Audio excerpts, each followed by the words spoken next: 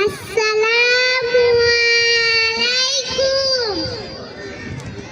আমার নাম মোহাম্মদ সুহাইল আহমেদ নয়ন।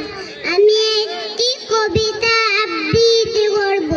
কবিতার নাম ভোর হলো, লিখেছেন কাজী নজরুল ইসলাম।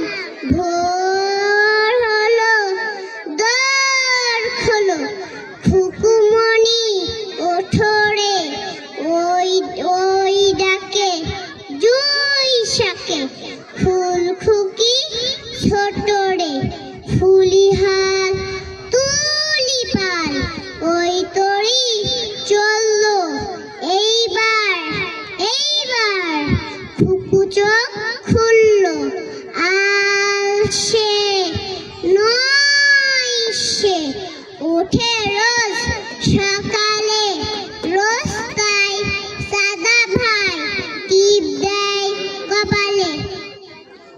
সবাইকে ধন্যবাদ।